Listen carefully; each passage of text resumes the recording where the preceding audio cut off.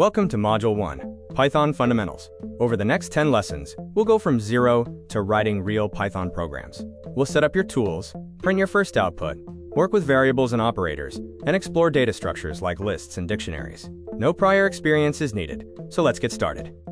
Here is our roadmap. We'll begin by installing Python in your editor, then cover core skills like variables, user input, and logic. Finally, we'll look at how to store data. Each lesson builds on the previous one, so we recommend following them in order. Lesson 1 focuses on what Python is and getting your development environment ready. Before we can write code, we need to make sure Python is installed and that you have a reliable editor. By the end of this lesson, you will have successfully run your very first program. In this lesson, we will cover the essentials: understanding why Python is popular, identifying its real-world applications, setting up your computer, installing VS Code, and finally executing your first script. These steps provide the necessary foundation for everything else in this course. Python is a powerful, high-level language designed for readability, making its syntax quite similar to plain English. Created by Guido van Rossum in 1991, it has become one of the most widely used and versatile programming languages globally, making it an excellent choice for beginners. Why learn Python? It's highly in demand across numerous industries. Whether you're interested in web development, data science, artificial intelligence, automation, game design, or cybersecurity, Python provides the tools you need to succeed in almost any technical field. Here is how Python works. You write your instructions in a file, which the Python interpreter then reads and executes line by line. Because it is an interpreted language, your code runs directly, without needing to be compiled first, making the process much more efficient. To install Python, visit python.org and download the latest version. During installation, remember to check the box that says Add Python to Path. Once finished, verify the installation by opening your terminal and typing "Python version" to confirm the version is displayed correctly. Next, install VS Code, which is a powerful, professional-grade code editor. Download it from the official website, then install the Python extension from the marketplace. This extension is essential, as it adds features like syntax highlighting and error detection to help you write code more effectively. Now, let's create your first program. Make a folder for your work, create a file named lesson1.py, and add the command print hello Python. Finally, run this file from your terminal. When you see the output, you'll know you have successfully set up your environment. Welcome to Lesson 2. Now that your environment is ready, we will explore the details of the print function, learn how strings work, understand basic Python syntax rules, and discuss how to identify and resolve common beginner errors. In this lesson, we will cover what a Python program is, how to write and run scripts, the inner workings of the print function, standard syntax requirements, and effective strategies for fixing the errors you will inevitably encounter as you begin coding. A Python program is essentially a file of instructions that the computer follows from top to bottom. By writing print hello world, you are instructing the computer to display text on the screen. This sequential execution is fundamental to how Python operates. There are two primary ways to run your code. The first is the interactive shell, or REPL, which is perfect for quick tests. The second is saving your instructions in a Python file and running it from the terminal. The latter is how you will manage your actual projects. Let's deconstruct the code. Print is a built-in function, which is a reusable block of code that performs a specific task. The parentheses are required to call the function, and the text inside the quotes is a string. Using these components, you can easily output information to the screen. Strings are text wrapped in quotes, and Python accepts both single and double quotes. Each print statement puts its text on its own new line. Just remember one rule: the opening and closing quotes must be the same type. Every beginner hits these 3 errors. Forgetting quotes makes Python think your text is a variable name. Forgetting parentheses breaks print in Python 3. Mismatching quote types causes a syntax error. Learning to recognize these will save you a lot of frustration. Time to practice. Print your name, your favorite hobby, and a few lines about yourself. Keep in mind that even huge systems start with simple output. You're learning the exact same foundation that much larger Python systems are built on. Lesson 3. Variables and data types. Programs need a way to store and label information. In this lesson, we'll learn how to keep data in variables and explore Python's main data types: numbers, text, and true or false values. By the end of this lesson, you will understand what variables are, use Python's core data types, check any values type with the type function, convert between types, and avoid the mistakes that commonly trip up beginners. A variable is like a labeled container for data. In age equals 25, age is the name, equals assigns the value, and 25 is what is stored. For naming, use snake_case with meaningful names. Remember, you can't start a name with a number or use dashes. Python has 4 main data types. Integers are whole numbers, floats are decimal numbers, strings are text inside quotes, and Booleans are simply true or false. Getting into the habit of choosing the right type for your data will pay off throughout this course. You can check any values type with the type function.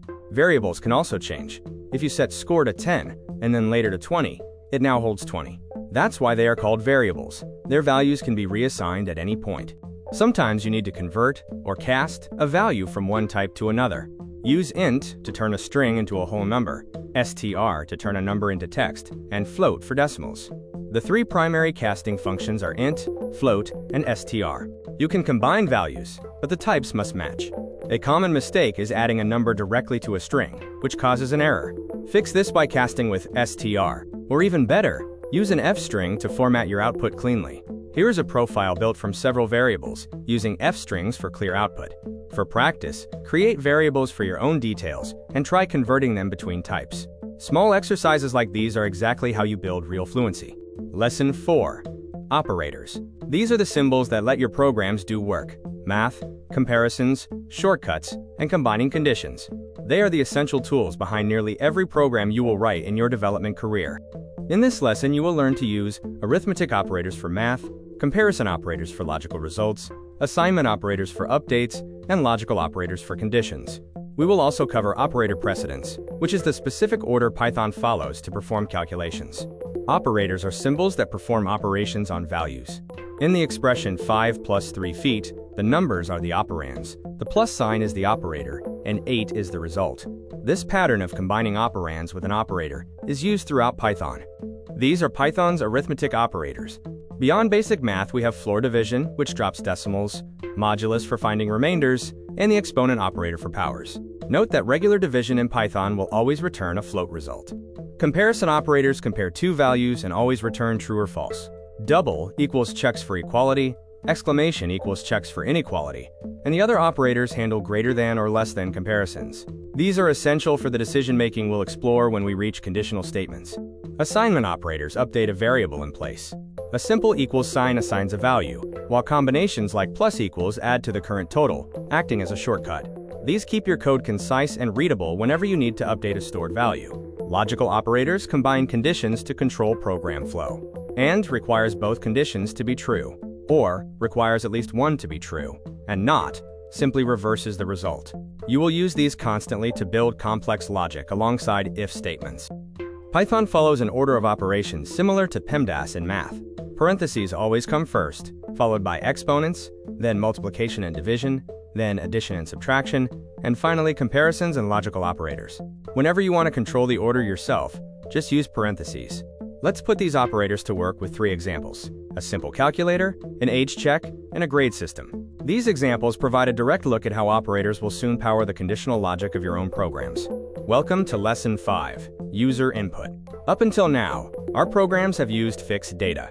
Now, we will make them truly interactive by reading what a user types, converting that input into the correct format, handling potential errors, and building apps that respond to real user input. In this lesson, you will learn to use the input function, convert inputs to various data types, handle errors to prevent crashes, and combine these skills to build functional, interactive programs. These are the tools you need to create software that people can actually use. The input function pauses your program, shows a prompt, and waits for the user to type something. Whatever they enter is stored as a string. Even if they type a number, Python treats it as text, which is a crucial detail to remember for the next step. To perform math on user input, you must convert the string to a number.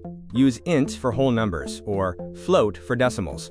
Be careful. If a user types letters instead of numbers, Python will raise a value error. Handling this is key to writing robust code. To stop your program from crashing on bad input, use try and except.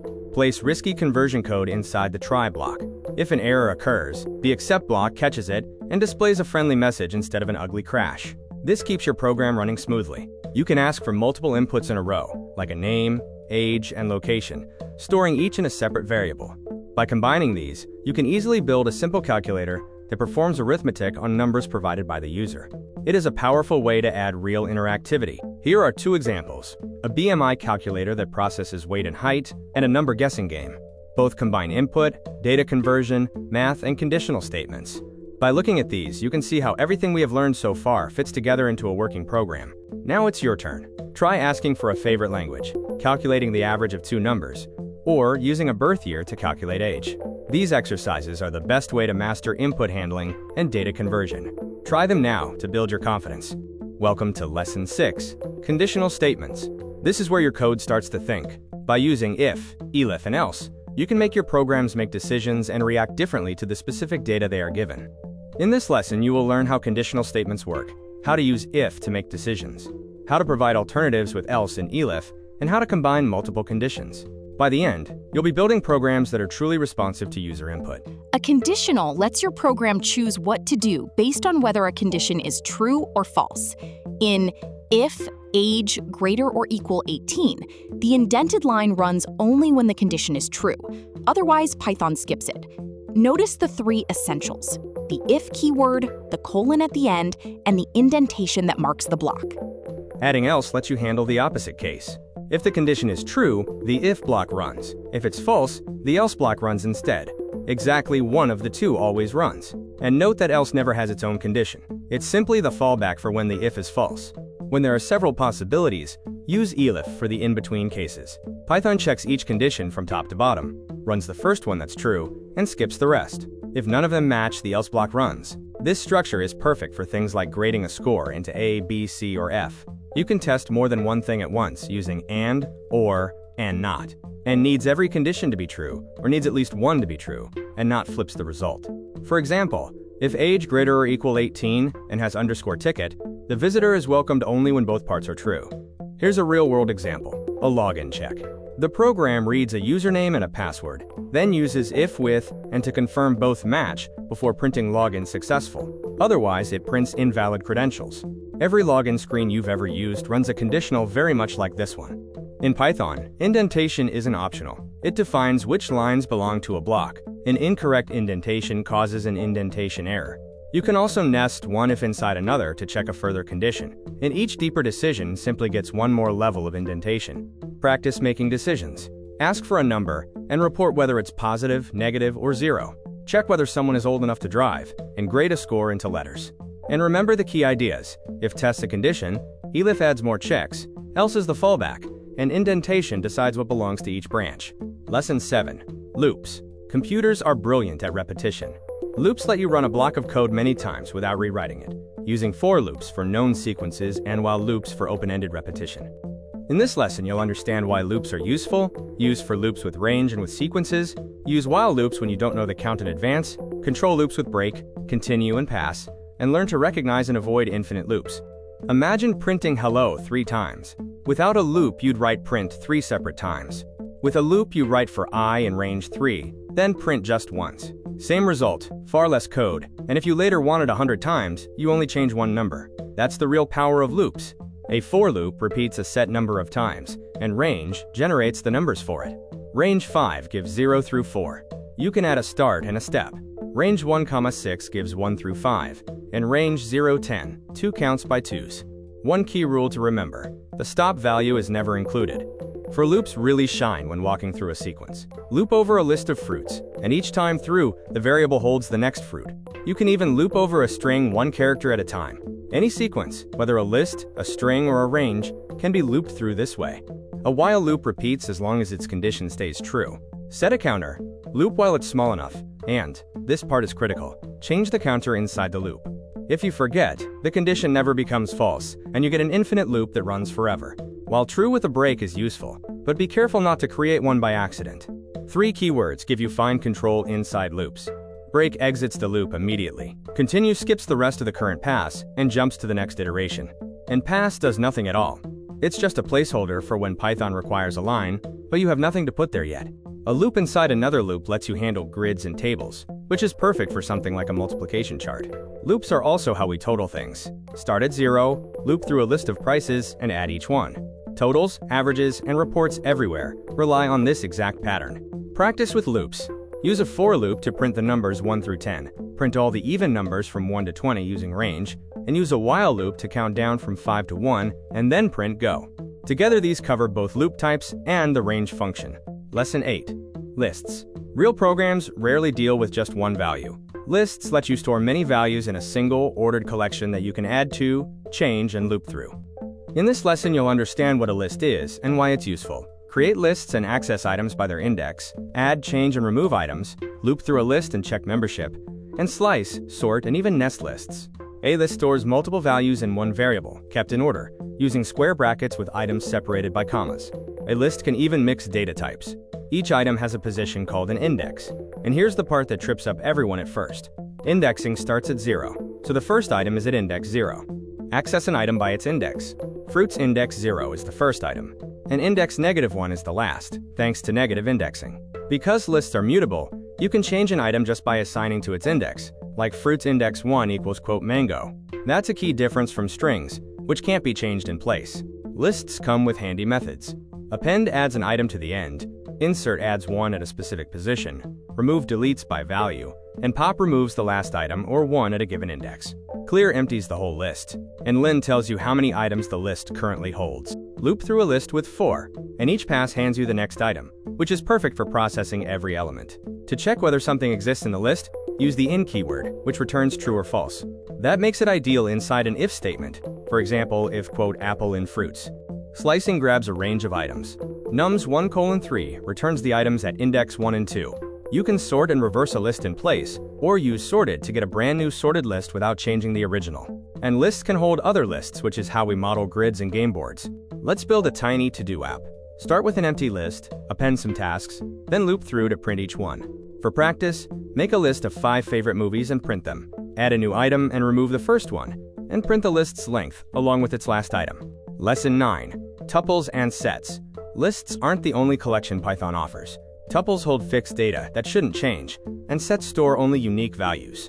Knowing when to use each one makes your code clearer and safer.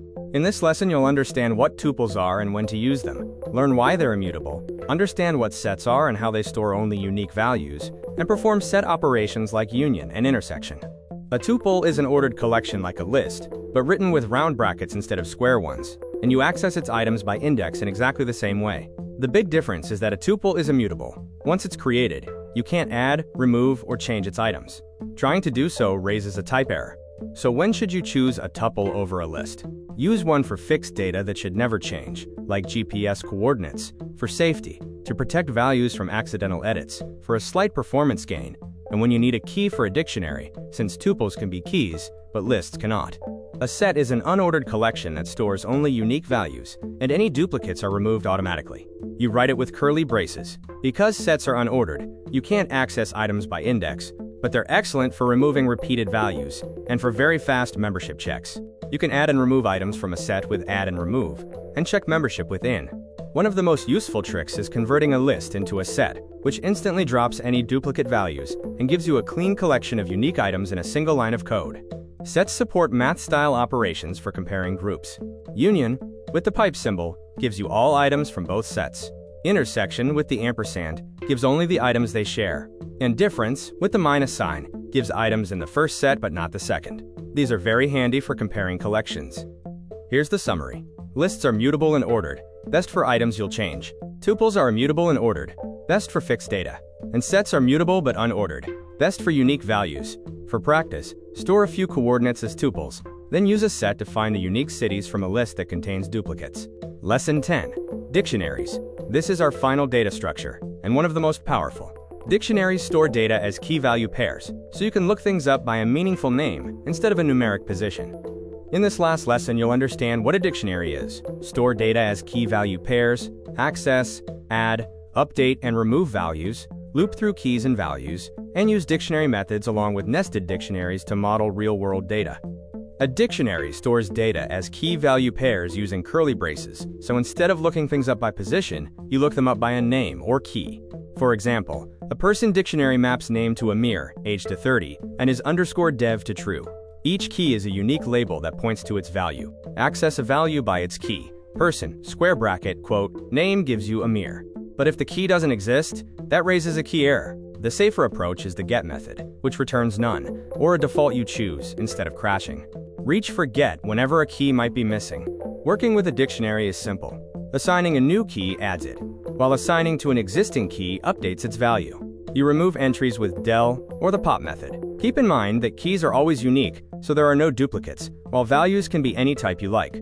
Loop through a dictionary with the items method to get each key and value together. Dictionaries also offer keys and values to get those separately, get for safe lookups, and update to merge in another dictionary. These few methods cover almost everything you'll need day to day. Dictionaries can contain other dictionaries, which is how we model real data. A student's dictionary can map each ID to a dictionary of that student's details, and you reach them with chained keys like students, S1, name. Product catalogs, user profiles, and game saves all work this way, key lookups all the way down. Let's finish with a mini contacts app. Start with an empty dictionary and map names to phone numbers, then look people up by name. And remember the essentials. Dictionaries map unique keys to values. You look data up by key rather than position, and the get method helps you avoid key error crashes. Congratulations! You've completed Module 1. You installed Python, printed your first output, stored data in variables, used operators, made decisions with conditionals, repeated work with loops, and organized data with lists, tuples, sets, and dictionaries. That's a real foundation to be proud of. Keep coding a little every day, and I'll see you in Module 2.